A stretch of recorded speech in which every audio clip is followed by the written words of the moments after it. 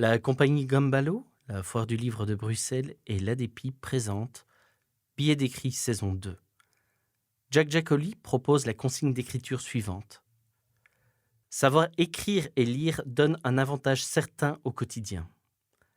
À travers les yeux d'un ou plusieurs personnages, imaginez une courte histoire où le fait d'écrire joue ou a joué un rôle crucial. Incarcérés à la prison d'Arren, une femme et deux hommes répondent. Écrire est devenu, depuis quelques millénaires, un garant de mémoire collective. Écrire fut un privilège, aboli uniquement le 4 août pour la France et un peu partout dans le monde après la Révolution française. Car du coup, toute révolution qui apportera la fin des privilèges, l'égalité, la liberté et la fraternité demeurera un peu française. Écrire est aussi la preuve, parfois rare, parfois prolixe, que le plumitif est plus efficace que le gourdin.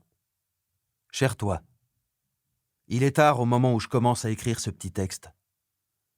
J'ai tout juste 30 ans et je suis sur le point de mourir. J'ai été condamné à perpétuité il y a quelques jours et je ne vais probablement manquer à personne. La corde, ceinture, de mon peignoir est déjà accrochée au pommeau de ma douche, encastrée dans le plafond de ma cellule. Je sais que beaucoup de gens laissent une lettre à quelqu'un. Je n'ai personne. Mais je sais que quelqu'un va rentrer dans ma cellule demain matin pour voir comment je vais. Peut-être que cette personne, c'est toi. Peut-être que la vue de mon corps inanimé te marquera à vie. Peut-être trouveras-tu du réconfort dans mes derniers écrits. Je suis humainement frustré. Jusqu'à aujourd'hui, je parle et j'explique mon histoire. Personne ne me comprend. Personne ne m'écoute. Les personnes ne sont pas intéressées ou ne sont pas capables de me comprendre.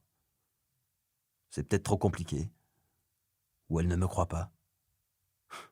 C'est bien possible. Je n'ai aucune idée de ce que je dois faire pour attirer l'attention. Cette situation me stresse. C'est même de la torture psychologique.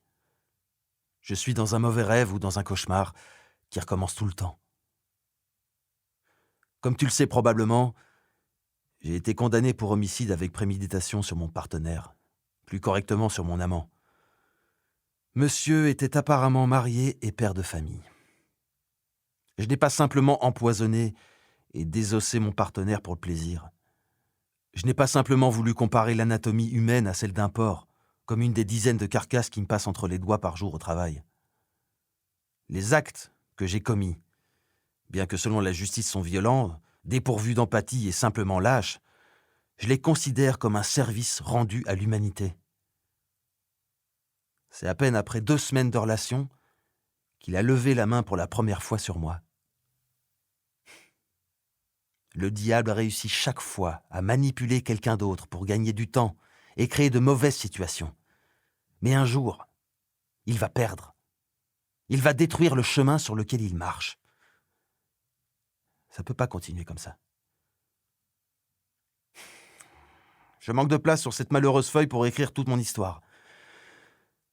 Je n'ai pas eu l'occasion, vu l'heure tardive, de demander à recevoir une autre feuille. Je m'excuse de couper si subitement mon récit et de m'adresser une dernière fois directement à toi. Merci pour ta compréhension et ton absence de jugement envers moi. Si personne te le dit aujourd'hui, et même si on ne se connaît pas, je me permets de te le dire, à l'instant présent. Je t'aime. Billets d'écrit, un projet de la compagnie Gambalo, de la foire du livre de Bruxelles et de l'ADEPI, avec le soutien de la Fédération Wallonie-Bruxelles en partenariat avec le XARA ASBL et la CAP Culture. Adaptation et direction, Nicolas Suizen. Texte lu par Laurent Deneyer.